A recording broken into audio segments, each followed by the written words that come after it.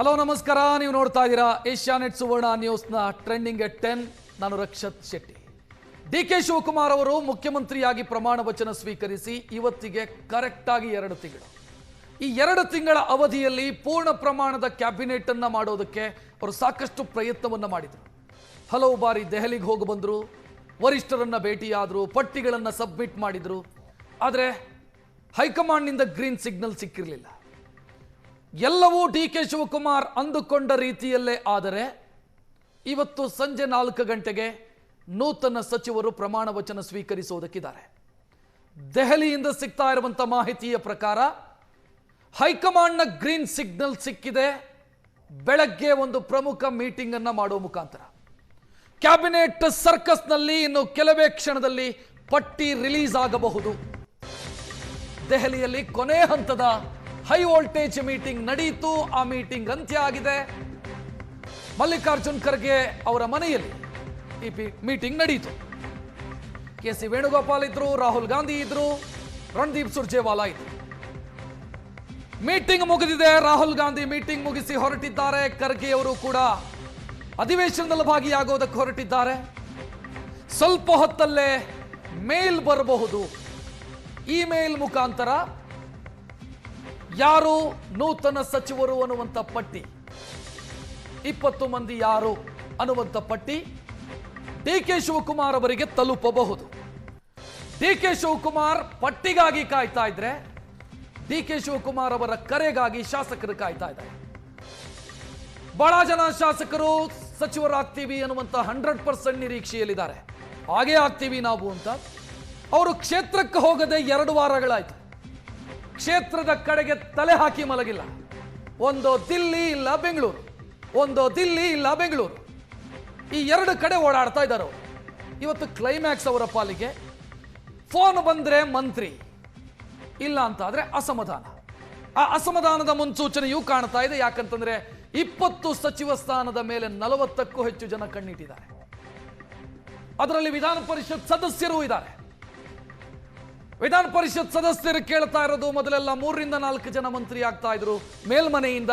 ಈಗ 1ಕ್ಕಷ್ಟೇ ಸೀಮಿತವಾಗಿದೆ. ಕಳೆದ ಕ್ಯಾಬಿನೆಟ್ನಲ್ಲಿ ಈ ಬಾರಿ ಹೆಚ್ಚು ಅವಕಾಶವನ್ನು ಕೊಡಿ ಅಂತ ಕೇಳ್ತಾ ಇದ್ದಾರೆ. ಶಾಸಕರು 5 ಬಾರಿ ಗೆದ್ದವರು, 6 ಬಾರಿ ಗೆದ್ದವರು ಕಮ್ಯುನಿಟಿಯನ್ನು ಮುಂದಿಟ್ಟಿದ್ದಾರೆ, ಪ್ರಯತ್ನ ಮಾಡಿದ್ದಾರೆ. ನಾನು ಇಂತಿಂಥ ಸಮುದಾಯಕ್ಕೆ ಸೇರಿದವನು, ನನ್ನ ಸಮುದಾಯಕ್ಕೆ ಅವಕಾಶ ಸಿಗಲಿಲ್ಲ. ನಾನು ಇಷ್ಟು ಬಾರಿ ಗೆದ್ದವನು, ನನ್ನ ಹಿರಿತನಕ್ಕೆ ಬೆಲೆ ಸಿಗಲಿಲ್ಲ. ನಾನು ಇಂಥ ಪ್ರದೇಶದವನು, ಇಂಥ ಜಿಲ್ಲೆಯವನು, ನನ್ನ ಜಿಲ್ಲೆಗೆ ಕಳೆದ ಬಾರಿ ಅವಕಾಶ ಸಿಕ್ಕಿರಲಿಲ್ಲ, ಈ ಬಾರಿ ಅವಕಾಶ ಸಿಗುತ್ತೆ. ಈ ರೀತಿ ಬೇರೆ ಬೇರೆ ಮಾನದಂಡಗಳನ್ನು ಮುಂದಿಟ್ಟು ಪ್ರಯತ್ನಗಳನ್ನು ಮಾಡಿದ್ದಾರೆ. ಅವರ ಪ್ರಯತ್ನ ಫಲ ಕೊಡುತ್ತಾ ವಿಫಲವಾಗುತ್ತಾ ಅನ್ನೋದು ಸ್ವಲ್ಪ ಹೊತ್ತಲ್ಲಿ ಡಿಸೈಡ್ ಆಗುತ್ತೆ, ಕೆಲವೇ ಕ್ಷಣದಲ್ಲಿ ಡಿಸೈಡ್ ಆಗುತ್ತೆ. ಹೈಕಮಾಂಡ್ನಿಂದ ಬರುವಂತ ಸಂದೇಶ ಯಾರ ಪಾಲಿಗೆ ಶುಭ, ಯಾರ ಪಾಲಿಗೆ ಅಶುಭ, ಯಾರಿಗೆ ಲಕ್ಕು, ಯಾರಿಗೆ ಶಾಕು, ಇದೆಲ್ಲವೂ ಕೂಡ ಸ್ವಲ್ಪ ಹೊತ್ತಲ್ಲಿ ಡಿಸೈಡ್ ಆಗುತ್ತೆ. ಇವತ್ತು ಮುಖ್ಯಮಂತ್ರಿ ಡಿ.ಕೆ. ಶಿವಕುಮಾರ್ ಯಾವ ಕಾರ್ಯಕ್ರಮವನ್ನು ಹಮ್ಮಿಕೊಂಡಿಲ್ಲ. ಇಡೀ ದಿನ ರಿಸರ್ವ್ ಇಟ್ಟಿದ್ದಾರೆ ಅವರು. TP ಬ್ಲ್ಯಾಂಕ್ ಇದೆ. ಯಾವುದೇ ಕಾರ್ಯಕ್ರಮವನ್ನು ಹಾಕೊಂಡಿಲ್ಲ. ಕಾಯ್ದಿರಿಸಲಾಗಿದೆ. ಮುಖ್ಯಮಂತ್ರಿ ಪಟ್ಟಿಗಾಗಿ ಕಾಯ್ತಾ ಇದ್ದಾರೆ, ಶಾಸಕರು ಕರೆಗಾಗಿ ಕಾಯ್ತಾ ಇದ್ದಾರೆ, ಅವರ ಬೆಂಬಲಿಗರು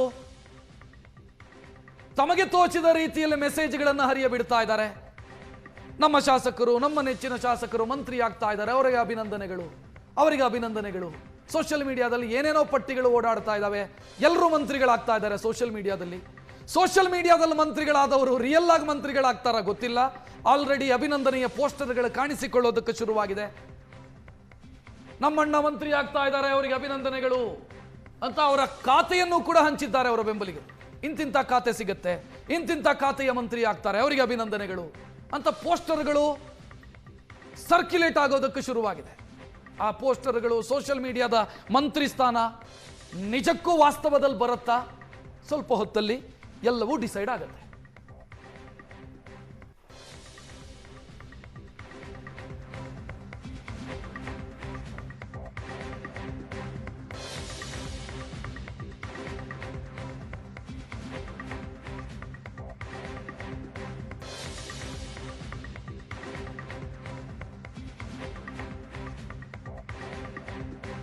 ಒಟ್ಟು 20 ಸಚಿವ ಸ್ಥಾನ ಖಾಲಿ ಇದೆ.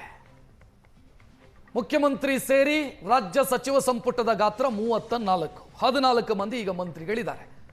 2 ತಿಂಗಳಾಯಿತು ಮಂತ್ರಿಗಳನ್ನ ಪೂರ್ಣ ಪ್ರಮಾಣದ ಕ್ಯಾಬಿನೆಟ್ ಅನ್ನ ರಚಿಸುವಂತ ಸಾಹಸಕ್ಕೆ ಪ್ರಯತ್ನಕ್ಕೆ ಮುಖ್ಯಮಂತ್ರಿ, ಮಾಜಿ ಮುಖ್ಯಮಂತ್ರಿ, ಕೆಪಿಸಿಸಿ ಅಧ್ಯಕ್ಷರು ಪದೇ ಪದೇ ದಿಲ್ಲಿಗೆ ಹೋಗೋದು ವಾಪಸ್ ಬರೋದು, ದಿಲ್ಲಿಗೆ ಹೋಗೋದು ವಾಪಸ್ ಬರೋದು, 3 ದಿನ ಕಾಯೋದು, ರಾಹುಲ್ ಗಾಂಧಿ ಟೈಮ್ ಕೊಡಲ್ಲ ಅಂತ ವಾಪಸ್ ಬರೋದು.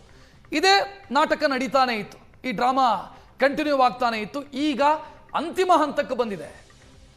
ಇವತ್ತಿನ ಬೆಳಗ್ಗಿನ ಮೀಟಿಂಗ್ನಲ್ಲಿ 3 ಇದ್ರು. ಕೆ.ಸಿ. ವೇಣುಗೋಪಾಲ್ ಇದ್ರು, ರಣದೀಪ್ ಸುರ್ಜೇವಾಲಾ ಇದ್ರು, ಮಲ್ಲಿಕಾರ್ಜುನ್ ಖರ್ಗೆ ಇದ್ರು, ರಾಹುಲ್ ಗಾಂಧಿಯೂ ಕೂಡ ಇದ್ರು.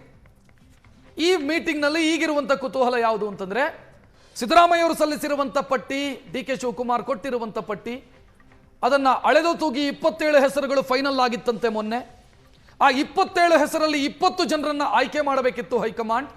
ಆ 27ರಲ್ಲಿ ಇದ್ದಂಥ 20 ಜನರನ್ನೇ ಆಯ್ಕೆ ಮಾಡುತ್ತಾ, ಅಥವಾ ಹೈಕಮಾಂಡ್ನ ಕೋಟಾದಲ್ಲಿ ಮತ್ತೊಂದಿಷ್ಟು ಜನ ಅವಕಾಶವನ್ನು ಪಡೀತಾರಾ? ಆ ರೀತಿ ಆದರೆ ಈ 27ರ ಪೈಕಿ ಬಹಳಷ್ಟು ಜನ ಅವಕಾಶವನ್ನು ಕಳ್ಕೊಳ್ತಾರೆ. ಮಲ್ಲಿಕಾರ್ಜುನ್ ಖರ್ಗೆ ಕರ್ನಾಟಕದವರೇ ಆಗಿರೋದ್ರಿಂದ ಅವರದೊಂದು ಪಟ್ಟಿ ಇರುತ್ತೆ. ಅವರ ನೀಲಿಗಣ್ಣಿನ ಹುಡುಗರು ಇರ್ತಾರೆ, ಅವರ ನೀಲಿಗಣ್ಣಿನ ನಾಯಕರು ಇರ್ತಾರೆ. ಅವರಿಗೆ ಅವಕಾಶವನ್ನು ಮಾಡಿಕೊಡುವ ಪ್ರಯತ್ನಗಳು ಸಹಜವಾಗಿ ಆಗುತ್ತೆ. ಕೆ.ಸಿ. ವೇಣುಗೋಪಾಲ್ ಜಮೀರ್ ಹೆಸರಿನ ವಿಚಾರದಲ್ಲಿ ಪರ್ಟಿಕ್ಯುಲರ್ ಇದ್ದಾರೆ, ಕೊಡಬೇಕು ಜಮೀರ್ ಅವರಿಗೆ ಅವಕಾಶ ಅಂತ. ಯಾಕಂತಂದ್ರೆ ಅವರು ಕೇರಳ ಎಲೆಕ್ಷನ್ ನಲ್ಲಿ ಸಾಕಷ್ಟು ಕೆಲಸ ಮಾಡಿದ್ರು, ಅವರಿಗೆ ಅವಕಾಶವನ್ನು ಮಾಡಿಕೊಡಬೇಕು ಅಂತ ಕೆ.ಸಿ. ವೇಣುಗೋಪಾಲ್ ಜಮೀರ್ ಪರವಾಗಿ ಬ್ಯಾಟಿಂಗ್ ಮಾಡ್ತಾ ಇದ್ದಾರಂತೆ ಇದ್ರು. ಈಗ ಎಲ್ಲವೂ ಕೂಡ ಅಂತಿಮ ಹಂತ, ಪಟ್ಟಿ ರೆಡಿಯಾಗುವಂತ ಸಮಯ. ಆಗ್ಲೇ ನಮ್ಮ ದೆಹಲಿ ಪ್ರತಿನಿಧಿ ಮಾಹಿತಿಯನ್ನು ಕೊಡ್ತಾ ಇದ್ರು. ಮೀಟಿಂಗ್ ಮುಗಿಸಿದ ನಂತರ ರಣದೀಪ್ ಸುರ್ಜೇವಾಲಾ ಟೈಪ್ ಮಾಡ್ತಾ ಇದ್ರು, ಮೊಬೈಲಲ್ಲಿ ಹೆಸರುಗಳನ್ನು ಟೈಪ್ ಮಾಡ್ತಾ ಇದ್ರು. ಸೊ ಮೇಲ್ ಆಗಿ ಬರಬೇಕದು, ಇಮೇಲ್ ರೂಪದಲ್ಲಿ ಮುಖ್ಯಮಂತ್ರಿ ಕೈ ಸೇರಬೇಕು. ಮುಖ್ಯಮಂತ್ರಿಯ ಕೈ ಸೇರಿದ ಕೂಡಲೇ ಮುಖ್ಯಮಂತ್ರಿ ಶಾಸಕರುಗಳಿಗೆ ಕರೆ ಮಾಡ್ತಾರೆ, ಬನ್ನಿ ಪ್ರಮಾಣ ವಚನ ಸ್ವೀಕರಿಸಿ. ಸಂಜೆ 4 ಗಂಟೆಗೆ ರಾಜಭವನಕ್ಕೆ, ಲೋಕಭವನಕ್ಕೆ ಕಮ್ಯುನಿಕೇಟ್ ಆಗಿದೆ ಸರ್ಕಾರದಿಂದ, ಸಂಜೆ ಕಾರ್ಯಕ್ರಮಕ್ಕೆ ಸಿದ್ಧತೆಯನ್ನು ಮಾಡಿಕೊಳ್ಳಿ ಅಂತ ಕಮ್ಯುನಿಕೇಶನ್ ಕೂಡ ಮಾಡಲಾಗಿದೆ.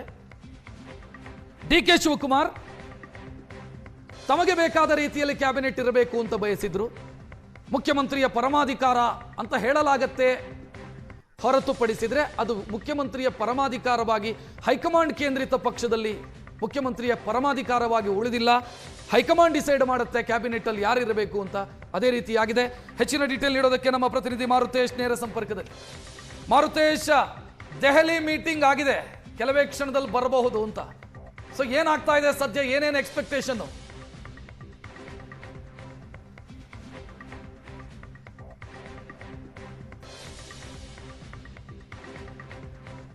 ಇಮೇಲ್ ಮುಖಾಂತರ ಸಿಎಂಗೆ ತಲುಪುತ್ತೆ ಅನ್ನುವಂಥ ಮಾಹಿತಿಯನ್ನು ಹೇಳ್ತಾ ಇದ್ದಾರೆ. ಈಗಾಗಲೇ ಗವರ್ನರ್ ಅವರ ಟಿಪಿಯನ್ನು ಗಮನಿಸಿದಾಗ ಈಗಾಗಲೇ ಅವರು 4:05 ನೂತನ ಸಚಿವರ ಪ್ರಮಾಣ ವಚನಕ್ಕೆ ಅಂತೇಳಿ ಸಮಯ ಕೂಡ ತಮ್ಮ ಟಿಪಿಯಲ್ಲಿ ಸಮಯವನ್ನು ಕೂಡ ರಾಜ್ಯಪಾಲರು ನಿಗದಿ ಮಾಡಿಕೊಂಡಿದ್ದಾರೆ.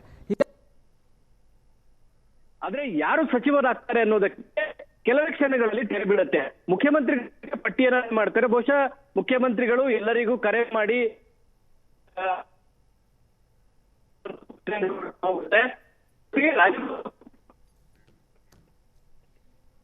ಕಳಿಸ್ಕೊಡ್ಬೇಕಾಗತ್ತೆ. ಎಷ್ಟು ಜನಕ್ಕೆ ತಯಾರಿ ಮಾಡ್ಕೊಳ್ಬೇಕು ಏನು ಅನ್ನೋದರ ಬಗ್ಗೆಯೂ ಕೂಡ ರಾಜಭವನಕ್ಕೆ ಮಾಹಿತಿಯನ್ನು ಕೊಡಬೇಕು. ಆ ನಿಟ್ಟಿನಲ್ಲಿ ಪಟ್ಟಿಯನ್ನು ರಾಜಭವನಕ್ಕೆ ಕಳಿಸಿ ಎಲ್ಲ ಅಂದರೆ ಯಾರು ಆಯ್ಕೆಯಾಗಿದ್ದಾರೆ ಅವರಿಗೆ ಕರೆ ಮಾಡೋದಕ್ಕೆ ಸಿಎಂ ನಿರತರಾಗ್ತಾರೆ. ಒಟ್ಟಿನಲ್ಲಿ ಎಲ್ಲ ಈಗಿನ ಕೆಲವೇ ಕ್ಷಣಗಳಲ್ಲಿ ಆಗತ್ತೆ.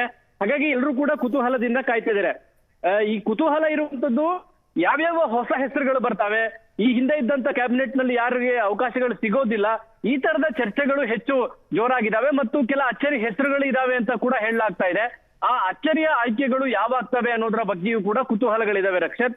ಹಾಗಾಗಿ ಇಡೀ ಕಾಂಗ್ರೆಸ್ನ ಸಚಿವ ಸ್ಥಾನದ ಆಕಾಂಕ್ಷಿಗಳು ಎಲ್ಲರೂ ಕೂಡ ಮೊಬೈಲ್ ಕೈಯಲ್ಲಿ ಇಟ್ಕೊಂಡು ಕೂತಿದ್ದಾರೆ. ಯಾವುದೇ ಕಾಲ್ ಬರ್ಲಿ, ಯಾವುದೇ ನಂಬರ್ ಇಂದ ಕಾಲ್ ಬರ್ಲಿ, ಎಲ್ಲಾ ಕಾಲನ್ನು ರಿಸೀವ್ ಮಾಡುವಂತ ಪರಿಸ್ಥಿತಿಯಲ್ಲಿ ಇವತ್ತು ಸಚಿವ ಸ್ಥಾನದ ಆಕಾಂಕ್ಷಿಗಳು ಇದ್ದಾರೆ. ಯಾಕಂದ್ರೆ ಸಾಕಷ್ಟು ಸಂದರ್ಭದಲ್ಲಿ ಏನಾಗ್ತಾ ಇತ್ತು, ಕರೆಗಳು ನಿರ್ಲಕ್ಷ್ಯ ಮಾಡ್ತಾ ಇದ್ರು, ಕರೆ ರಿಸೀವ್ ಮಾಡಲ್ಲ, ಈ ತರದೆಲ್ಲ ಇತ್ತು. ಆದ್ರೆ ಇವತ್ತು ಪರಿಸ್ಥಿತಿ ಬೇರೆ ಇದೆ. ಯಾವ ಕ್ಷಣದಲ್ಲಿ ಯಾರ ಕಾಲ್ ಬರುತ್ತೋ ಗೊತ್ತಿಲ್ಲ. ಆ ಕರೆಗಾಗಿ ಎಲ್ಲರೂ ಕೂಡ ಕಾಯ್ತಾ ಇದ್ದಾರೆ ಅನ್ನೋದು ಕೂಡ ಅಷ್ಟೇ ಸ್ಪಷ್ಟ. ಈಗಾಗಲೇ ಎಲ್ಲರೂ ಕೂಡ ಕೇಂದ್ರ ಸ್ಥಾನ ಬೆಂಗಳೂರಿನಲ್ಲೇ ಇದ್ದಾರೆ. ಹೆಸರು ಘೋಷಣೆ ಆಗ್ತಿದ್ದ ಹಾಗೆ, ಹೆಸರು ಅಂದ್ರೆ ಸಿಎಂ ಇಂದ ಕರೆ ಬರ್ತಿದ್ದ ಹಾಗೆ ಎಲ್ಲರೂ ಕೂಡ ಪ್ರಮಾಣ ವಚನಕ್ಕೆ ರೆಡಿಯಾಗಿ ಬರೋರಿದ್ದಾರೆ.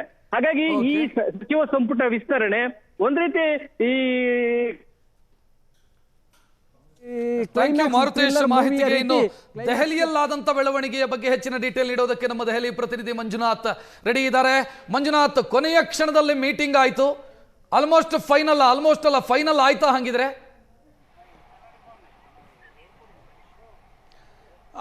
ಆಯಿತು ಅಂತ ಹೇಳ್ಬೋದು. ಒಳಗಡೆಯಿಂದ ಬರ್ತಾ ಇರುವಂಥ ಮಾಹಿತಿಗಳನ್ನು ಆಧರಿಸಿ ಹೇಳೋದಾದರೆ ಫೈನಲ್ ಆಗಿದೆ, ನಿಮಗೆ ಮೇಲಲ್ಲಿ ಮಾಹಿತಿ ಮುಟ್ಟುತ್ತೆ, ಈ 2 ವಾಕ್ಯಗಳು ಇಲ್ಲಿಂದ ಹೋಗಿದೆ ಅನ್ನೋ ಅಂಥದ್ದು.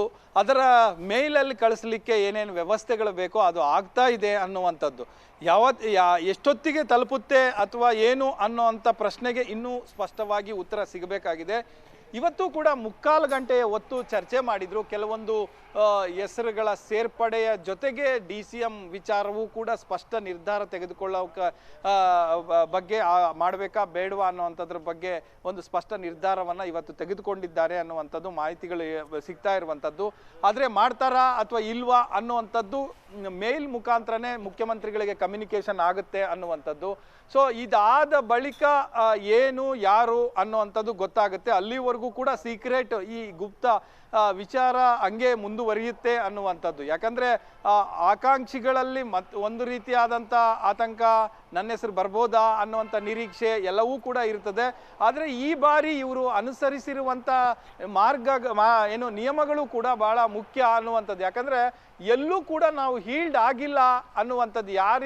ಯಾರಾದರೂ ಬಂದು ಇಂಥ ಹೆಸರನ್ನ ಮುಂದೆ ಇಂಥವ್ರು ಬೇಕು ಅನ್ನೋದಾದರೆ ಯಾಕೆ ಬೇಕು ಅನ್ನುವಂಥ ಒಂದು ಲಾಜಿಕ್ ಕೂಡ ಹೇಳಬೇಕಾಗತ್ತೆ. ಯಾಕೆ ಬೇಡ ಅನ್ನೋದಾದರೆ ಯಾಕೆ ಬೇಡ ಅನ್ನೋಂಥ ಲಾಜಿಕ್ ಕೂಡ ಹೇಳಬೇಕಾಗತ್ತೆ.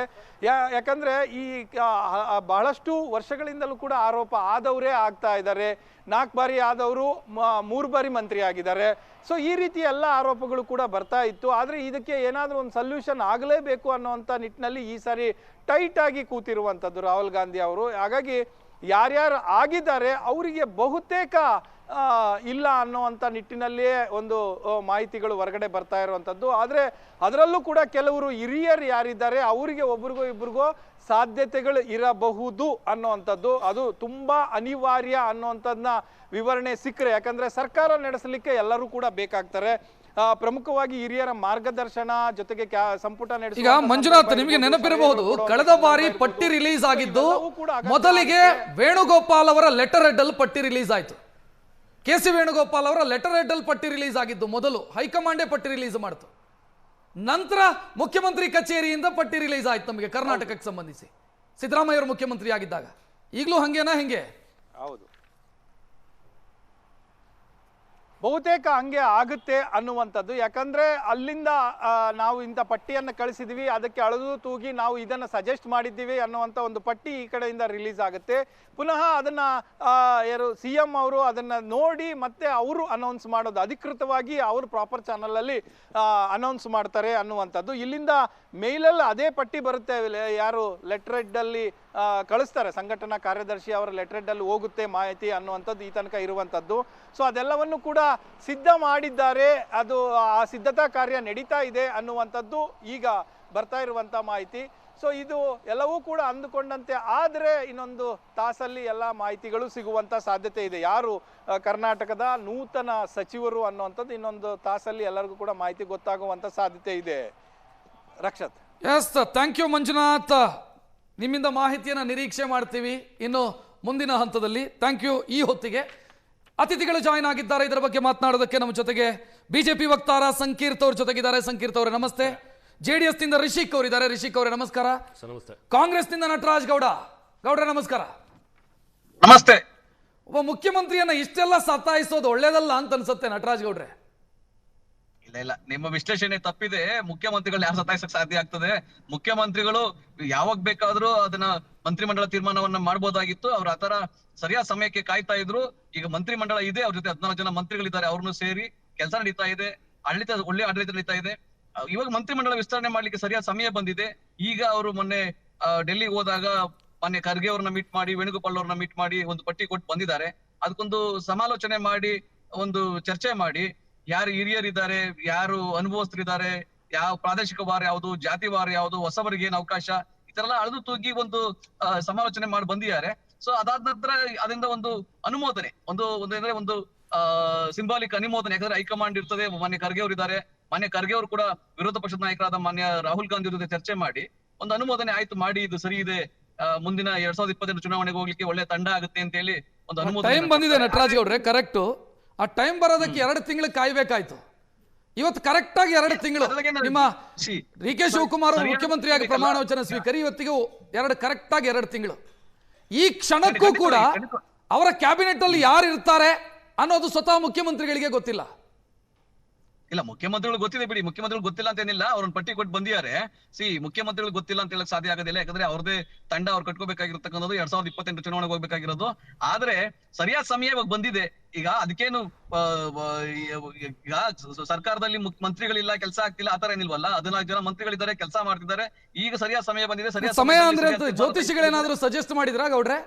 ಇವತ್ತೇ ಆಗ್ಲಿ, 2 ತಿಂಗಳ ನಂತರ ಆಗ್ಲಿ, ಅದು 10 ಗಂಟೆ ನಂತರ ಯಾವ ಕ್ಷಣದಲ್ಲಾದ್ರೂ ಒಳ್ಳೇದು ಅಂತ. ಈಗ ಮುಖ್ಯಮಂತ್ರಿಗಳು ಮಾನ್ಯ ಡಿ ಕೆ ಶಿವಕುಮಾರ್ ಅವರು ಅವ್ರಿಗೆ ಗೊತ್ತಿದೆ ಯಾವಾಗ ಮಾಡ್ಕೊಬೇಕು. ಯಾಕಂದ್ರೆ ಅವ್ರು ಬೇರೆ ಎಲ್ಲಾ ಈಗ ಆಡಳಿತದಲ್ಲಿ ಏನೇನು ಆಗಿದೆ, ಇಲ್ಲಿವರೆಗೂ ಏನಾಗಿದೆ ಲಾಸ್ಟ್ 3 ವರ್ಷದ್ದು, ಯಾಕಂದ್ರೆ ಉಪಮುಖ್ಯಮಂತ್ರಿ ಆಗಿ ಅವ್ರು ಯಾವ್ದು ಅವ್ರ ಕ್ಷೇತ್ರ ಬಿಟ್ರೆ, ಅವರ ಜವಾಬ್ದಾರಿಗಳು ಬಿಟ್ರೆ, ಅವರ ಮಂತ್ರಿಗೆ ಬಿಟ್ರೆ ಬೇರೆ ಯಾವ್ದಕ್ಕೂ ಅವ್ರು ಕೈ ಹಾಕಿರ್ಲಿಲ್ಲ. ಈಗ ಎಲ್ಲವನ್ನು ತಿಳ್ಕೊಂಡು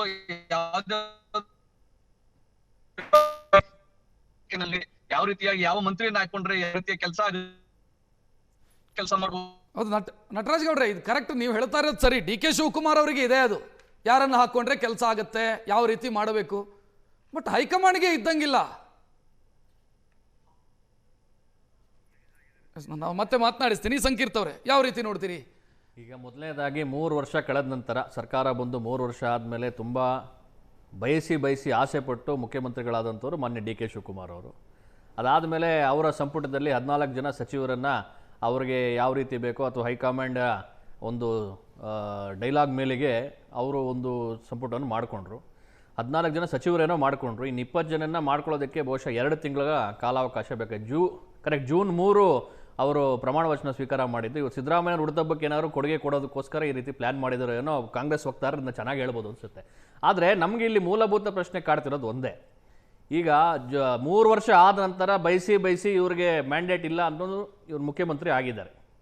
ಇವ್ರಿಗೆ ಅವಕಾಶ ಸಿಕ್ಕಿದೆ, ಚೆನ್ನಾಗಿ ನಡ್ಸ್ಕೊಂಡು ಹೋಗಲಿ, ಎಲ್ಲ ಜಾತಿವಾರು ಪ್ರಾಂತೀಯವಾರು ಎಲ್ಲರನ್ನೂ ಸರಿದೂಗಿಸ್ಕೊಂಡು ಸರ್ಕಾರ ಮಾಡ್ಕೊಂಡು ಹೋಗಲಿ. ಆದರೆ ರಾಜ್ಯದಲ್ಲಿ ಇವತ್ತು ಸಿಕ್ಕಾಪಟ್ಟೆ ಜ್ವಲಂತ ಸಮಸ್ಯೆಗಳಿದೆ, ಭಾಳಷ್ಟು ಇರುವಂಥ ಜ್ವಲಂತ ಸಮಸ್ಯೆಗಳಿದೆ. ಇವತ್ತು TB ಡ್ಯಾಮ್ ಇನಾಗ್ರೇಷನ್ ಆದಾಗ ನೀರಾವರಿ ಮಂತ್ರಿಗಳು ಆಸಕ್ತಿ ತೋರಿಸಲು ಹೋಗೋದೇ ಇಲ್ಲ.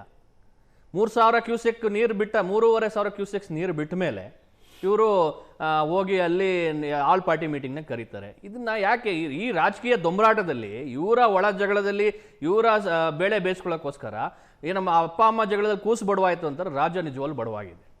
ಇವತ್ತು ನಮ್ಮ ಕಾವೇರಿ ಪ್ರದೇಶದ ರೈತರು ಏನಿದ್ದಾರೆ ಅವ್ರಿಗೆ ಬೆಳೆ ಬೆಳಿಲಿಕ್ಕೆ ನೀರಿಲ್ಲ. ಸರ್ಕಾರನೇ ಘೋಷಣೆ ಮಾಡಿಬಿಟ್ಟಿದೆ, ನೀವು ಇಲ್ಲಿನ ನೀರಾವರಿ ನಂಬ್ಕೊಂಡು ಬೆಳೆ ಇಡಕ್ಕೆ ಹೋಗಬೇಡಿ ಅಂತ ಭಾಳ ಓಪನ್ ಆಗಿ ಹೇಳ್ಬಿಟ್ಟಿದೆ. ಇಂಥ ಪರಿಸ್ಥಿತಿ ಇದ್ದಾಗ ಸರ್ಕಾರ ತುಂಬ ವಾರ್ ಫುಟಿಂಗ್ ಮಾಡಲ್ ಕೆಲಸ ಮಾಡಬೇಕಾಗತ್ತೆ. ಇವತ್ತು ವಾರ್ ಫುಟಿಂಗ್ ಅಲ್ಲ, ಸರ್ಕಾರನೇ ಇದೆಯೋ ಇಲ್ಲೋ ಅನ್ನೋ ಒಂದು ಪರಿಸ್ಥಿತಿಗೆ ಇವತ್ತು ಕಾಂಗ್ರೆಸ್ ಅವರು ರಾಜ್ಯನ ತಗೊಂಡೋಗಿ ಇದು ಮಾಡಿದ್ದಾರೆ. ನಟರಾಜ್ ಗೌಡ್ರು ಹೇಳ್ತಿದ್ದಾರೆ ಇವತ್ತಿಂದ ಎಲ್ಲ ಸರಿ ಹೋಗುತ್ತೆ, ಇವತ್ತಿಂದ ಸಮಯ ಬರಬೇಕಿತ್ತು, ಸಮಯ ಬಂತು. ಸಂತೋಷ್, ನಿಜವಾಗ್ಲೂ ಅವ್ರು ಹೇಳಿದ ಮಾತು ಏನಾರು ಆಗಿದ್ರೆ ನಾನು ಅದನ್ನ ಎಂಡೋರ್ಸ್ ಮಾಡ್ತೀನಿ, ಸಂತೋಷ. ಆದ್ರೆ ಸರಿ ಹೋಗೋ ಪರಿಸ್ಥಿತಿ ಇದೆಯಾ ಇಲ್ವಾ ಅಂದ್ರೆ ಈಗಿನ್ನ ಅವ್ರ ಹನಿಮೂನ್ ಪೀರಿಯಡ್ ಇಂದ ಆಚೆ ಬರೋಂಗ್ ಕಾಣ್ತಾ ಇದ್ದಾರೆ. ಇನ್ನ ಈಗ ಸಚಿವರಾಗಬೇಕು 20 ಜನ, ಅದರಲ್ಲಿ ಇನ್ನೆಷ್ಟು ಜನ ಬುಗಿಲು ಹೇಳ್ತಾರೋ, ಆ ಅಸಮಾಧಾನ ಶಮನ ಮಾಡಕ್ಕೆ ಇನ್ನೊಂದು ತಿಂಗಳು ಬೇಕಾಗತ್ತೆ ಇವ್ರಿಗೆ.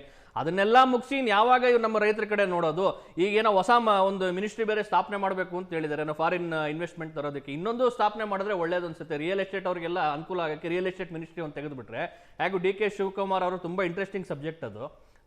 GBA BDL ಎಲ್ಲ ಅವರೇ ಇಟ್ಕೊಂಡಿದ್ದಾರೆ. ಬೆಂಗಳೂರಿಗೆ ಸಂಬಂಧಪಟ್ಟಂಗೆ ಅದಕ್ಕೂ ಒಂದು ಮಾಡಿಬಿಟ್ರೆ ತುಂಬಾ ಒಳ್ಳೇದಾಗುತ್ತೆ. ಯಾಕೆ ಈ ಮಾತನ್ನು ಹೇಳ್ತೀನಿ ಅಂದ್ರೆ, ನೀವು ಅಡಿಕೆ ಸಸಿಗೆ 16 ರೂಪಾಯಿ ಪರಿಹಾರ ಕೊಡ್ತೀರಾ, ನಿಮಗೆ ಜಮೀನು ಬೇಕು ಅಂದ್ರೆ ಕೋಟ್ಯಾಂತರ ರೂಪಾಯಿ ನೀವು ಕೊಡಕ್ಕೆ ರೆಡಿ ಇದ್ದೀರಾ. ಇಲ್ಲಿ ಯಾವ ರೀತಿ ತಾರತಮ್ಯ ಮಾಡ್ತೀರಾ? ರೈತರನ್ನ ನಿಜವಾಗ್ಲೂ ಕಡೆಗಣಿಸಿರುವಂತ ಸರ್ಕಾರ ಯಾವ್ದಾನ ಇದ್ರೆ ಇಷ್ಟು ವರ್ಷದಲ್ಲಿ ಅದು ಕಾಂಗ್ರೆಸ್ ಸರ್ಕಾರ ಅಂತ ಘಂಟಾಘೋಷವಾಗಿ ಹೇಳ್ಬೇಕಾಗುತ್ತೆ. ಅಂದ್ರೆ ತಾವು ಈಗ ತಮ್ಮ ಪಾಯಿಂಟ್ ಆಫ್ ಆರ್ಗ್ಯುಮೆಂಟ್ ಏನೀಗ?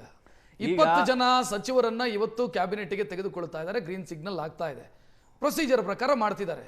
ಅಲ್ಲ ನೋಡಿ, ಇವಾಗ ಯಡಿಯೂರಪ್ಪನವ್ರು ನಾವು 2019ರಲ್ಲಿ ಅಧಿಕಾರಕ್ಕೆ ಬಂದಾಗ ಯಡಿಯೂರಪ್ಪನ ಒಬ್ಬರೇ ಇದ್ರು, ಸಿಂಗಲ್ ಮ್ಯಾನ್ ಇದ್ರು, ಸಿಂಗಲ್ ಮ್ಯಾನ್ ಕ್ಯಾಬಿನೆಟ್ ಇತ್ತು. ಆದ್ರೂ ಅವರೆಲ್ಲೂ ಕೂಡ ನಿಲ್ಸ್ಕೊಳ್ಳಿಲ್ಲ, ಟೊಂಕ ಕಟ್ಕೊಂಡು ಇಡೀ ರಾಜ್ಯ ಪ್ರವಾಸ ಮಾಡಿದ್ರು. ಹೂವಣ್ಣು ಬೆಳೆಗಾರರಿಗೆ 25,000 ಪರಿಹಾರ ಘೋಷಣೆ ಮಾಡಿದ್ರು. ಅವತ್ತು ನಿಮ್ಗೆ ಇಮಿಡಿಯೇಟ್ ಮಾಡಬೇಕಾದಂಥ ಕೆಲಸಗಳನ್ನ ಇವರು ನೀರೆಲ್ಲ ಕೋಟೆ ಎಲ್ಲ ಕೊಳ್ಳೆ ಹೊಡೆದ್ಮೇಲೆ ಊರ್ ಬಾಗ್ಲ ಹಾಕಿದ್ರು ಅಂದ್ರೆ ಹಂಗೆ ಮಾಡ್ತಿದ್ದಾರೆ.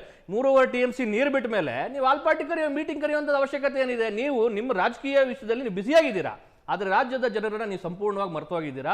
ನಿಮ್ಮ ಆಡಳಿತ ಅಂತ ಕುಸಿತಾ ಇದೆ ಅಂತ ನಾನು ಹೇಳ್ತೀನಿ. ರಿಷಿಕ್ ಅವರು, ಸರ್, ಮೊದಲು ನಮ್ಮ ಜವಾಬ್ದಾರಿಯಾಗಿ ಜ್ಞಾಪಿಸ್ಕೊಳ್ಳೋಣ. ಈಗ ನಿನ್ನೆ ಆಲ್ ಪಾರ್ಟಿ ಮೀಟಿಂಗ್ ಕರೆದಿದ್ದಾರೆ, ನಮ್ಮ ಸ್ನೇಹಿತರು ಹೇಳ್ದಂಗೆ. ಅದರ ಔಟ್ಪುಟ್ ಏನು ಬಂತು? CWRC ಮತ್ತು CWMAಗೆ ಈಗಿರುವಂಥ ಆಡಳಿತ ಪಕ್ಷದವರು ಏನು ಇನ್ಸ್ಟ್ರಕ್ಷನ್ಸ್ ಕೊಟ್ಟಿದ್ದಾರೆ ಅದನ್ನು ದಯಮಾಡಿ ತಮ್ಮ ಮಾಧ್ಯಮದ ಮುಖಾಂತರ ನಟರಾಜ್ ಗೌಡರು ಹೇಳಬೇಕಾಗತ್ತೆ. ಈಗ ಡಿಸ್ಟ್ರೆಸ್ ಫಾರ್ಮುಲಾ ಅಂತ ಏನು ಡಿಸ್ಕಷನ್ ಆಗಬೇಕಾಗಿತ್ತು. ಕಾವೇರಿ ಬಗ್ಗೆ ಮಾತಾಡ್ತಾರೆ, ಹೇಳ್ತೀನಿ, ಕ್ಯಾಬಿನೆಟ್ ಬಗ್ಗೆ ಮಾತಾಡ್ತಾರೆ, ಕಾವೇರಿಗೆ ಹೋಗ್ತಾ ಇದ್ದೀನಿ. ಅಪಾಯಿಂಟಿಗೆ ಬರ್ತೀನಿ. ಯಾಕೆ ನಾನು ಈ ವಿಚಾರನ ಫಸ್ಟ್ ಎತ್ಕೊಳ್ತಾ ಇದ್ದೀನಿ ಅಂತ ಹೇಳಿದ್ರೆ, ನೋಡಿ, ರಾಜಕೀಯ ಮಾಡೋದು ಯಾವಾಗಲೂ ಇದ್ದೇ ಇರುತ್ತೆ. ಆದರೆ ಈಗ ರಾಜ್ಯದ ರೈತರ ಸಮಸ್ಯೆ, ಕುಡಿಯೋ ನೀರಿನ ಸಮಸ್ಯೆ ಅಂತ ಬಂದಾಗ ನಾವು ಫಸ್ಟ್ ಪ್ರಾಮುಖ್ಯತೆ ಕೊಡಬೇಕಾಗ್ತದೆ. ಇದ್ರ ವಿಚಾರವಾಗಿ ಎತ್ಕೊಂಡು ನಾನು ಯಾಕೆ ಹೇಳ್ತಾ ಇದ್ದೀನಿ ಅಂತ ಹೇಳಿದ್ರೆ, ಈಗ ಆತ್ಮಸಾಕ್ಷಿಗೆ ಒಪ್ಪದಿಲ್ದಿರುವಂತಹ ಸಚಿವರಾಗಿರುವಂತಹ ಸನ್ಮಾನ್ಯ ರಾಮಲಿಂಗಾರೆಡ್ಡಿ ಅವರಿಗೆ ನೀವು ಈ ಸಚಿವಾಲಯ ಕೊಟ್ಟಿದ್ದೀರಲ್ವಾ, ಅವ್ರಿಗೆ ಆತ್ಮಸಾಕ್ಷಿ ಒಪ್ಪೇ ಇರಲಿಲ್ಲ. ಸೊ ಹಾಗಾಗಿ ಅಂಥ ಮಿನಿಸ್ಟರ್ ಇಟ್ಕೊಂಡು ನಾವು ಏನು ಔಟ್ಪುಟ್ ತಗೊಳಕ್ಕಾಗುತ್ತೆ? ಇಲ್ಲಿ ಅವ್ರು ಎಷ್ಟು ಪಾಸಿಟಿವ್ ಆಗಿ ನಮ್ಮ ಪರವಾಗಿ, ರೈತರ ಪರವಾಗಿ, ಕುಡಿಯೋ ನೀರು ಪರವಾಗಿ ಹೋರಾಟ ಮಾಡ್ತಾರೆ, ಎಷ್ಟು ಆಕ್ಟಿವ್ ಓಡಾಡ್ತಾರೆ ಅಂತ ಎಕ್ಸ್ಪೆಕ್ಟ್ ಮಾಡೋಕ್ಕಾಗುತ್ತೆ? ಸೊ ನಾನು ತಮ್ಮ ಮಾಧ್ಯಮ ಮುಖಾಂತರ ಫಸ್ಟ್ ಹೇಳುವಂಥದ್ದು ಫಸ್ಟ್ ಸ್ಯಾಕ್ ದ ಮಿನಿಸ್ಟರ್. ಇನ್ನ ಬೇರೆ ಈಗ ಈ ಸಚಿವಾಲಯಗಳ ಕ್ಯಾಬಿನೆಟ್ ವಿಸ್ತರಣೆ ಅಂತ ಹೇಳಿದಾಗ ನೀವು ಸ್ಯಾಕ್ ಮಾಡೋ ಮಾತಾಡ್ತಿದ್ದೀರಲ್ಲ. ಈಗ ನಾನು ಯಾಕೆ ಇದು ಮಾತು ಹೇಳ್ತಾ ಇದ್ದೀನಿ ಅಂತಂದ್ರೆ, ಸನ್ಮಾನ್ಯ DK ಶಿವಕುಮಾರ್ ಅವರು ಇವತ್ತಿಗೆ 2 ತಿಂಗಳಾಯ್ತು. ಅವರ ಕ್ಯಾಬಿನೆಟ್ ಅಲ್ಲಿ ಅವರದೇ 13 ಜನ ಮಿನಿಸ್ಟರ್ಗಳು ಯಾರಿದ್ದಾರೆ ಅವ್ರಗಳೇ ಅವ್ರ ಮೇಲೆ ಕಾನ್ಫಿಡೆನ್ಸ್ ತೋರಿಸ್ತಾ ಇಲ್ಲ. ನಿಮಗೆ ಯಾವತ್ತಿನ ಏನದು ಸಚಿವ ಸಂಪುಟ ಇವರು ಫಸ್ಟ್ 1.0 ಅಂತ ಇವ್ರು ಏನು ಮಾಡ್ಕೊಂಡ್ರು, ಅದ್ರ ನೆಕ್ಸ್ಟ್ ದೇನೆ ರಾಮಲಿಂಗಾರೆಡ್ಡಿ ಅವರು ಏನು ಹೇಳ್ತಾರೆ, ನನಗೆ ಆತ್ಮಸಾಕ್ಷಿ ಒಪ್ಕೊಳ್ತಾ ಇಲ್ಲ, ನನಗೆ ಈ ಸಚಿವಾಲಯ ಬೇಡ ಅಂತ ಹೇಳ್ತಾರೆ. ಸೊ ಅಲ್ಲಿಂದಲೇ ಸ್ಟಾರ್ಟ್ ಆಯಿತು DK ಬಣ, BK ಬಣ, ಸನ್ಮಾನ್ಯ ಸಿದ್ದರಾಮಯ್ಯನವ್ರ ಬಣ, ಆಮೇಲೆ ಜಾತಿವಾರ ಬಣಗಳು, ಆಮೇಲೆ ಹಿರಿಯರು, ಕಿರಿಯರು, 3 ಸತಿ ಗೆದ್ದಿರೋರು, ಯುವಕರು, ಎಲ್ಲರ ಅವಧಿಯಲ್ಲಿ ಇತ್ತಲ್ಲ ರಿಷಿಕ್ ಅವರೇ. ನೋಡಿ, ಕುಮಾರಸ್ವಾಮಿ ಅವರು ಮುಖ್ಯಮಂತ್ರಿ ಆದಾಗಲೂ ಇದೆಲ್ಲವೂ ಇತ್ತು ಸರ್. ಆದ್ರೆ ಮಂತ್ರಿ ಆಗಬೇಕು, ನನಗೆ ಅವಕಾಶ ಕೊಡಿ, ಇವಾಗ ಹೊಸದಲ್ಲ ಅಲ್ಲ. ಈಗಿನ್ನೂ ಇವ್ರು ಗೆದ್ದು ಬಂದಿರುವಂತದ್ದಲ್ಲ ಸ್ವಾಮಿ. ಇವರು 136 ಜನ ಮ್ಯಾಂಡೇಟ್ ತಗೊಂಡಾಗ ನಮ್ಮ ಎಕ್ಸ್ಪೆಕ್ಟೇಷನ್ ಏನಿತ್ತು? ಫುಲ್ ಮ್ಯಾಂಡೇಟ್ ಸರ್ಕಾರ ಇರಬೇಕಾದ್ರೆ ಅಭಿವೃದ್ಧಿಗಳು ಚೆನ್ನಾಗುತ್ತೆ, ಅಡ್ಮಿನಿಸ್ಟ್ರೇಟಿವ್ ನಿಮಗೆ ಕೊಲ್ಯಾಪ್ಸ್ ಆಗಲ್ಲ ಅಂತ ನಾವು ಎಕ್ಸ್ಪೆಕ್ಟ್ ಮಾಡಿದ್ದು 136 ಜನ ಇರ್ಬೇಕಾದ್ರೆ. ಬಟ್ ಇಲ್ಲಿ ಏನಾಗಿದೆ ಅಂದ್ರೆ ಆ 136 ಜನನೇ they are creating the problem ಅಂತ ಆಗ್ತಾ ಇದೆ. ನಿಮಗೆ ಸನ್ಮಾನ್ಯ DK ಶಿವಕುಮಾರ್ ಅವರು DCM ಆಗಿದ್ರು, ಏಕೈಕ DCM ಆಗಿದ್ರು. ಸೊ ನಮ್ಮ ಸ್ನೇಹಿತರು ಹೇಳ್ದಂಗೆ ಈ ಹಿಂದೆ ಸನ್ಮಾನ್ಯ DK ಶಿವಕುಮಾರ್ ಅವರು ನಾನು ಮುಖ್ಯಮಂತ್ರಿ ಆಗ್ತೀನಿ ಅಂತ ಏನು ಪ್ರಿಪರೇಷನ್ಸ್ ಮಾಡ್ಕೊಂಡಿದ್ರಲ್ವಾ, ಅವಾಗ ಅವ್ರ ಹತ್ರ ಪಟ್ಟಿ ಇರ್ಲಿಲ್ವಾ, ಲಿಸ್ಟ್ ಇರ್ಲಿಲ್ವಾ? ಬರೀ 10 ಜನದ ಮಾತ್ರ ಲಿಸ್ಟ್ ಇತ್ತ, ಫುಲ್ ಕ್ಯಾಬಿನೆಟ್ ಲಿಸ್ಟ್ ಇರ್ಲಿಲ್ವಾ ಅವ್ರ ಹತ್ರ? ಒಂದು ವೇಳೆ ಇತ್ತು ಅಂತ ತಿಳ್ಕೊಳ್ಳೋಣ. 1.0 2.0 ಅಂತ ಯಾಕೆ ಇಟ್ಕೊಂಡ್ರಿ ನೀವು? ಈಗ ಫಸ್ಟ್ 13 ಜನ ಮಾಡ್ಕೊಂಡ್ರಿ, ಅವ್ರು ಏನ್ ಫಂಕ್ಷನ್ ಮಾಡ್ತಾರೆ ನಮಗಂತೂ ಗೊತ್ತಿಲ್ಲ. ಸನ್ಮಾನ್ಯ ಕೃಷ್ಣ ಬೈರೇಗೌಡರು ಅವರಿಗೆ ಫುಲ್ ಪವರ್ಸ್ ಇಲ್ಲ. ನಿಮಗೆ ಸನ್ಮಾನ್ಯ ಪ್ರಿಯಾಂಕಾ ಖರ್ಗೆ ಅವರು ಅವ್ರು ಬರೀ RSS ವಿರೋಧಿ ಮಿನಿಸ್ಟರ್ ಆಗಿದ್ದಾರೆ. ಇನ್ನ ಬೇರೆ ಯಾವುದೇ ಸಚಿವಾಲಯದಲ್ಲಿ ತಾವೇನಾದ್ರು ಮಿನಿಸ್ಟ್ರಿ ಅಬ್ಸರ್ವ್ ಮಾಡಿದ್ರೆ ನಿಮಗೆ ನೋಬಡಿ ಇಸ್ ಪರ್ಫಾರ್ಮಿಂಗ್, ಯಾರಿಗೂ ಆಸಕ್ತಿನೇ ಇಲ್ಲ. ಸೊ ಮತ್ತೆ 20 ಜನ ತಗೊಂಡ್ರು ಹಂಗೆ ಆಗುತ್ತೆ ಅಂತ ಹೇಳಿ. ಎಕ್ಸಾಕ್ಟ್ಲಿ. ನೀವು 20 ಜನ ತಗೊಂಡ್ರು ಸ್ಟೋರಿ ಕಂಟಿನ್ಯೂ ಆಗುತ್ತೆ ಹೊರತು ಸೇಮ್ ಸ್ಟೋರಿ, ಅಡ್ಮಿನಿಸ್ಟ್ರೇಟಿವ್ ಚೇಂಜಸ್ ನಿಮಗೆ ಒಂದೇ ಒಂದು ಪೈಸದ್ದು ಆಗಲ್ಲ. ನಿಮಗೆ ಮಾತನಾಡೋಣ. ನಟರಾಜ್ ಗೌಡ್ರೆ, ನಿಮ್ಮ ಪ್ರತಿಕ್ರಿಯೆ ಪಡ್ಕೊಳ್ತೀನಿ ನಾನು. ಇದಕ್ಕೆ ಚಿಕ್ಕ ಬ್ರೇಕ್ ನಂತರ ಕಾರ್ಯಕ್ರಮ ಮುಂದುವರಿಯುತ್ತೆ.